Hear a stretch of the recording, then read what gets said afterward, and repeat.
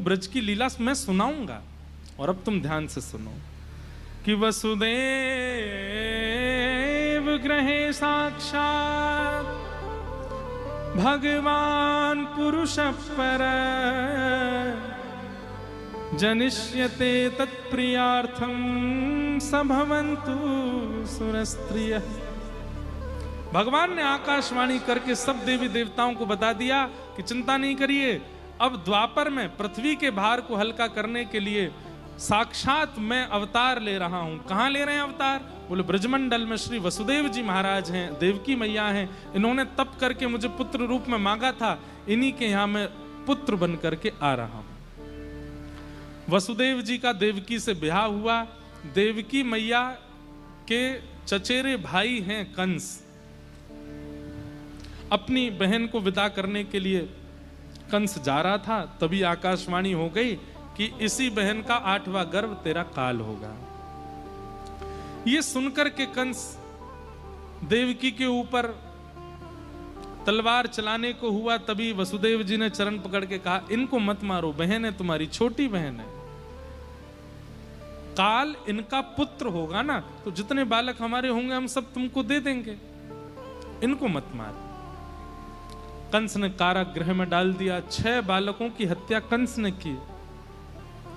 7वें बालक के रूप में श्री बलराम जी महाराज आए। भगवान के शेष नाग ही श्री बलराम जी के रूप में पधारे।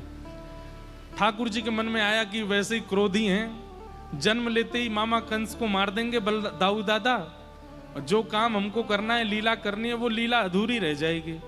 कंस को मारने के लिए व्रज लीला करनी पड़ेगी और उसके लिए कंस का जीवित रहना जरूरी है। तो उन्होंने योग माया को आज्ञा करके कहा कि आप मां के गर्भ में गए हुए हमारे बड़े भैया बलराम जी का स्थानांतरित कर दो, और स्थान परिवर्तित करके श्री बलराम जी को रोहिणी जी के गर्भ में परिवर्तित कर दिया। इसलिए बलराम जी रोहिणी नंदन भी हैं, देवकी नंदन भी हैं। और कंस को ऐसी खबर मिली कि 7वां बालक गर्भ में ही मर गया। लेकिन अब 8वां आने वाला है, तैयारी करो। सैनिकों को लगा दिया, घेराबंदी कर दी, सबको, सुबह की शिफ्ट अलग है, नाइट शिफ्ट अलग है, सब सैनिकों की लगा दी, कहीं से भी निकल के भागने ना पाए मेरा शत्रु।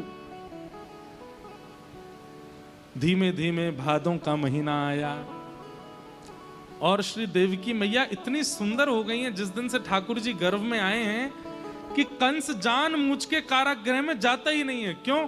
देवकी मैया को देखते ही उसके चित्त में दया आने लग जाती है। वो अपने सैनिकों से कहता है, मैं इतने वर्षों से देवकी को देख रहा हूं पर इतनी दया मुझको कभी नहीं आई जितनी आजकल आ रही है। तो फिर मंत्री समझाते हैं, इसके गर्भ में माया भी है, उसी का प्रभाव देवकी के चेहरे पर है, इसलिए आप देख करके दयावंत हो जाते हो। महाराज हम तो आपसे कहना चाहेंगे, जब तक बालक जन्म ना ले आप आओ ही मत नीचे।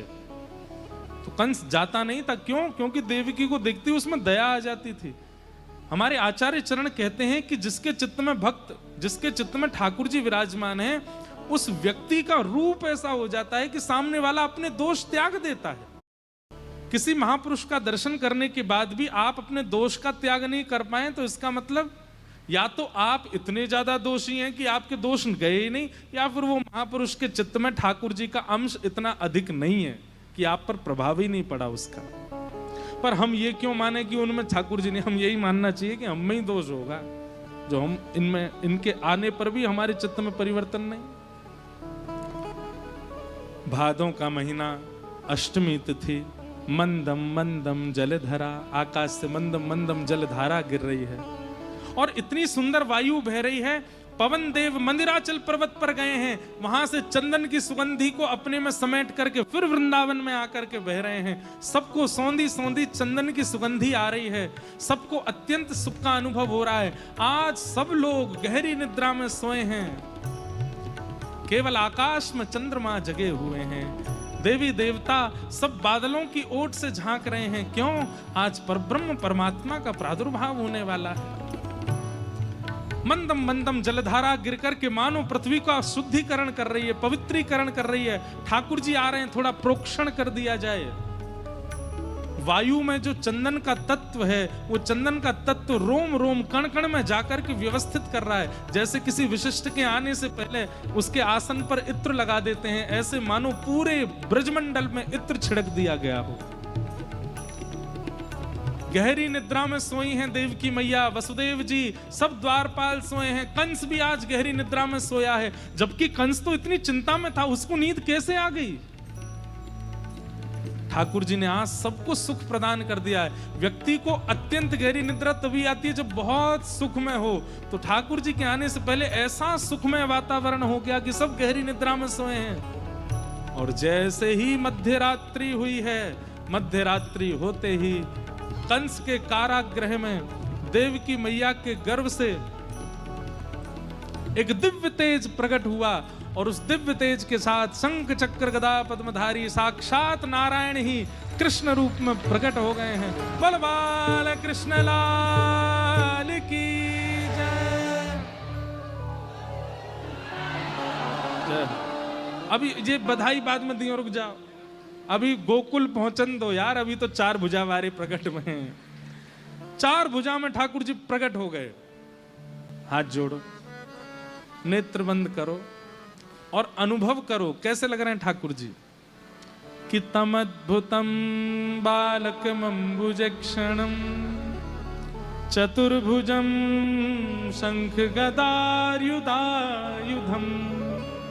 श्रीवत्सलक्ष्मं गलसौभकोस्तुभं पीतांबरम सांद्रपयोदसौभगम। ठाकुर जी चतुर्भुज रूप में तो आए हैं, लेकिन विशाल रूप नहीं है। बालकमंबुजे क्षणम, जैसे जन्म लेता बाल कितना बड़ा होता है ना, इतने बड़े ही हैं ठाकुर जी। पर इतने बड़े में भी 4 भुजा हैं।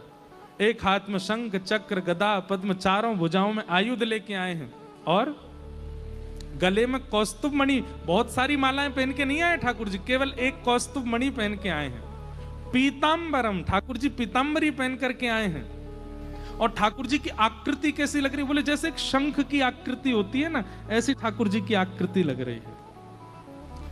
उस आकृति को देख करके, चतुर्भुज रूप को देख करके देवकी मैया प्रणाम करने लगी। जय हो। ठाकुर जी पीछे हटे, मैया मैं बालक बन के आया हूं, आप मुझे प्रणाम क्यों कर रही हैं? देवकी मैया बोली, अच्छा आप बालक बन के आए हो? ये शंख चक्र गदा पद्म लेके कोई बालक आता है? गर्भ से कोई बालक तैयार होके आप पीतांबरी पहन के आए हो? आप कोई गले में कौस्तुभ मणि पहन के आता है?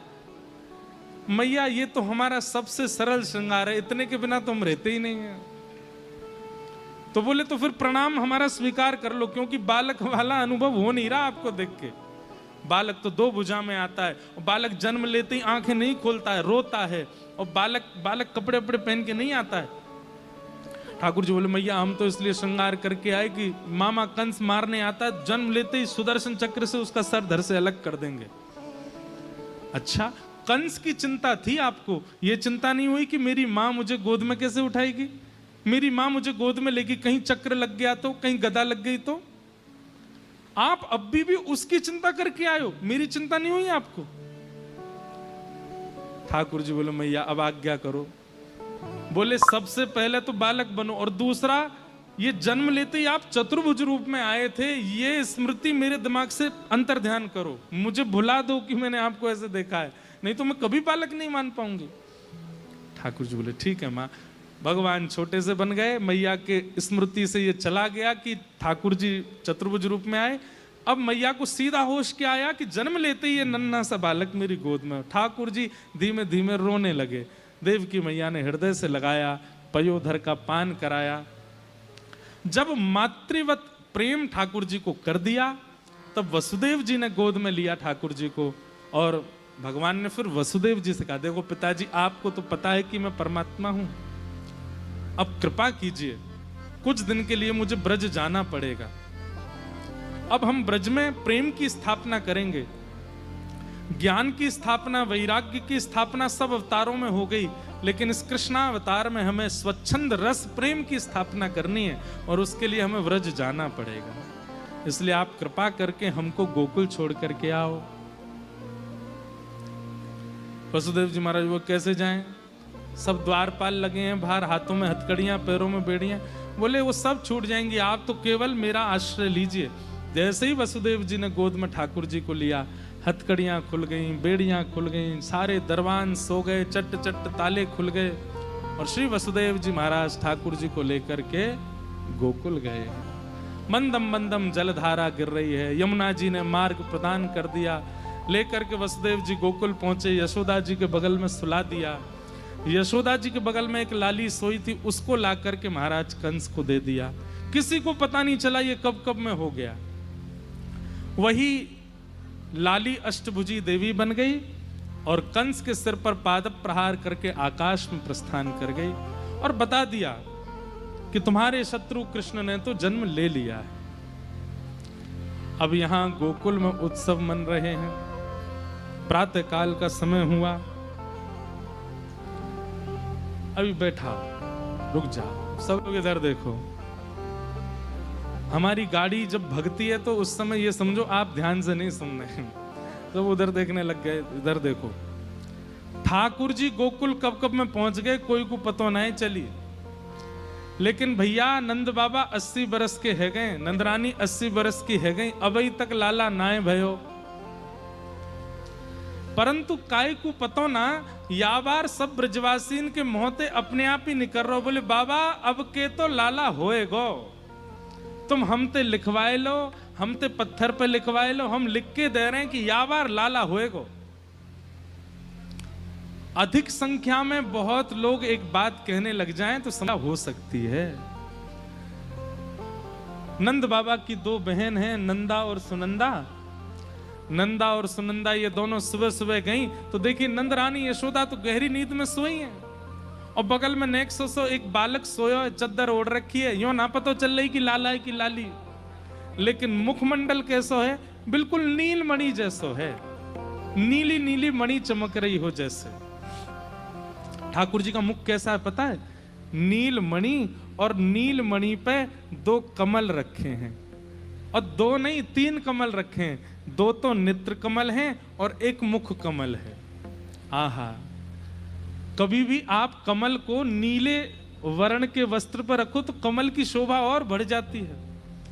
पहले तो नंदा सुनंदा देखती रह गई ठाकुर जी के मुख को, और मंद मंद ठाकुर जी मुस्का और रहे हैं, और धीमे धीमे अपने नेत्र खोल के जैसे ही देखें, आहा, बाल्यकाल से ही ठाकुर जी के नेत्र ऐसे हैं जैसे कमल की पंखुड़ी होती है ना, बड़ी सी और लंबी सी।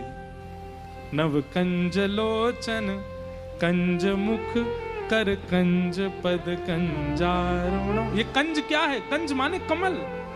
नव कंज लोचन कंज मुख कर कंज पद कंजारुणो। ठाकुर जी का एक एक अंग कैसा लगता है, जैसे पीछे का भाग तो नीला है लेकिन आगे का भाग बिल्कुल गुलाबी है ठाकुर जी का। ऐसा लगता है कि जैसे एक गहरे सरोवर में कमल रखे हों छोटे छोटे, ऐसे ठाकुर जी की कांति। नंदा सुनंदा बोली, अरे बहन कितनो प्यारो बालक है। सुनंदा बोली, ने देखियो लाला की लाली, चद्दर ओढ़ रखी ठाकुर जी ने।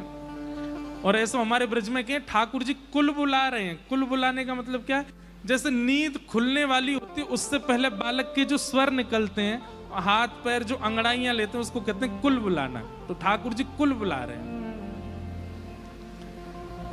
सुनंदा बोली, एक लाला है जाए, फिर भले ही 6 लाली है जाए, पर एक लाला है जाए हमारे भैया के। सुनंदा बोली, नंदा बोली, क्यों लाला का ही कुछ चाहिए? अरे हम बुआ हैं और भुआन को तो भतीजो चेला रहवे। अब भतीजी तो बड़ी कोमल होवे बातें तो हम काहे कहेंगे, लेकिन एक भतीजा है जाको यहाँ पे अपना पूरा जोर चलाएंगी। एक लाला है जा। 21 बार हरिशरणम को जाप कियो, हरिशरणम हरिशरणम हरिशरणम हरिशरणम हरिशरणम। और जैसे ही चदरिया हटाई महाराज, है गयो है गयो है गयो है गयो है गयो है गयो है गयो है गयो है गयो है गयो है गयो।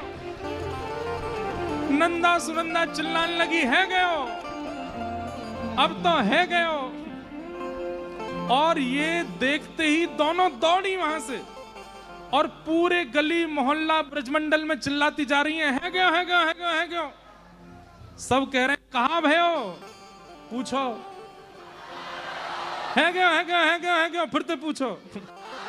है गयो है गयो है गयो है गयो, फिर से पूछो। अरे नंद जी के लाला भयो है, बधाई हो।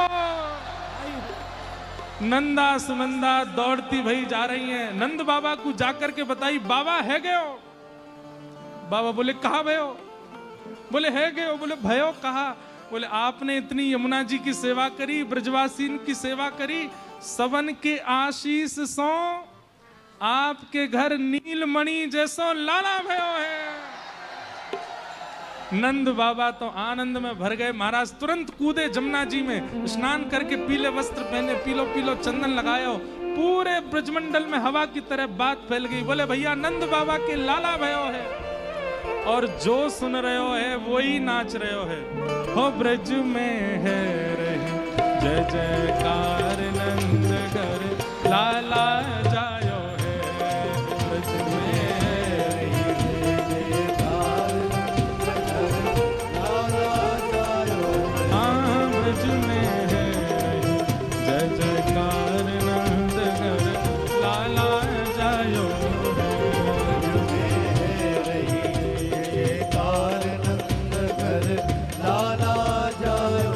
लाला जायो है नंद रानी ने लाला जायो है। अरे नंद रानी ने लाला जायो है। नंद रानी ने लाला जायो है।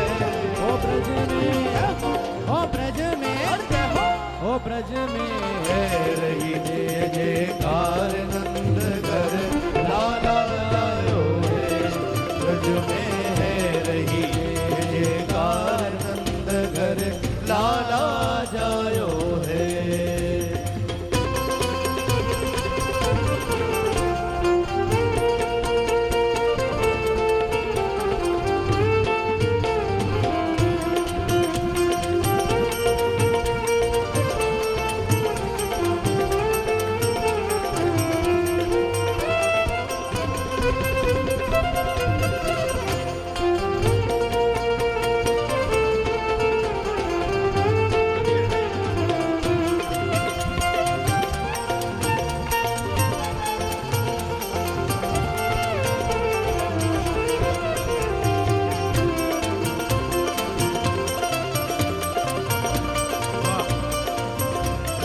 बना दियो। देखो आज दिल्ली वाले ने भिंडला सखा बना दियो।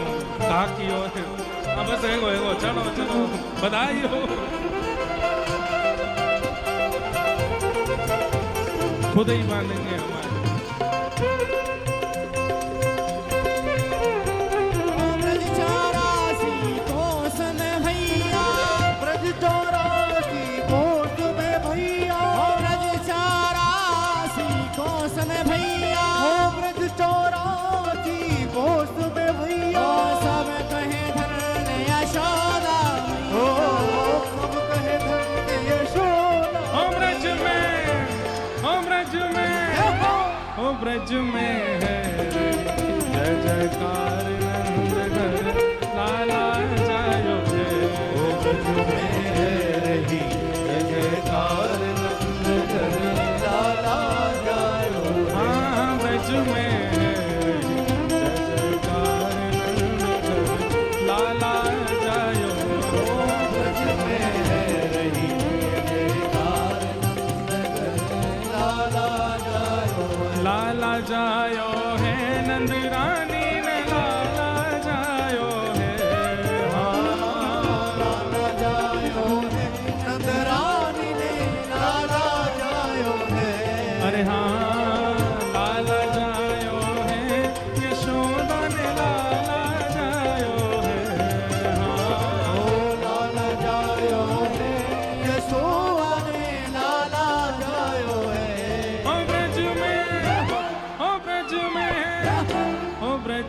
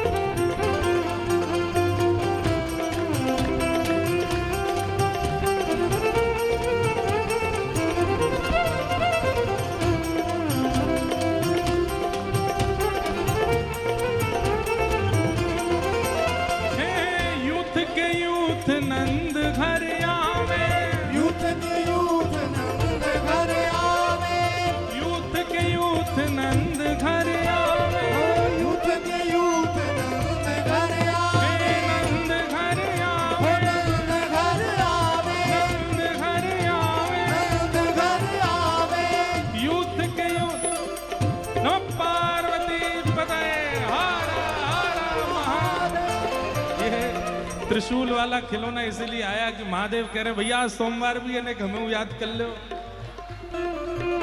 ओम नमः शिवाय, ओम नमः शिवाय, ओम नमः शिवाय, ओम नमः शिवाय, ओम नमः शिवाय, ओम नमः शिवाय, ओम नमः शिवाय, ओम नमः शिवाय, ओम नमः शिवाय, ओम नमः शिवाय, ओम नमः शिवाय, ओम नमः शिवाय,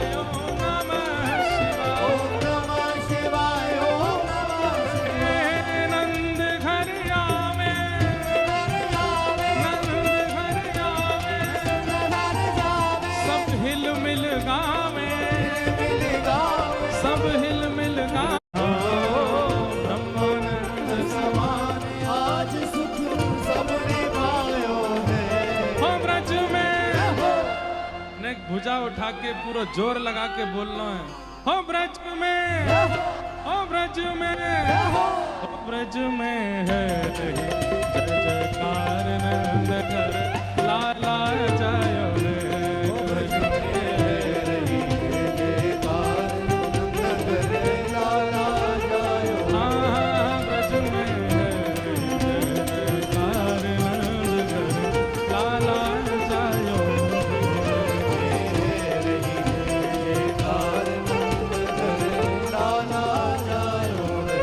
हे नंद घर आनंद भयो, नंद घर आनंद भयो, हे नंद घर आनंद भयो, हे नंद घर आनंद भयो। जागो राधा रमण लाल भयो, श्री राधा वल्लभ लाल भयो, जागो कुंज बिहारी लाल भयो, श्री गिरधर गोपाल भयो। नंद में आनंद भयो, आनंद में आनंद भयो। वो ब्रज में है रही जय जयकार नंद घर लाला जायो। ब्रज में है रही जय जयकार नंद घर हाँ, ब्रज में है रही जय जयकार नंद घर लाला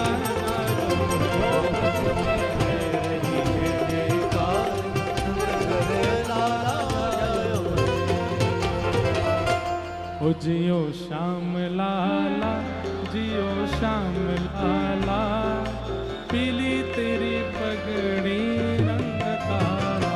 जियो श्याम लाला, जियो श्याम लाला, पीली तेरी पगड़ी रंग काला। हे मथुरा से आए नंद लाला, मथुरा से आए नंद लाला। हे मथुरा से आए नंद लाला।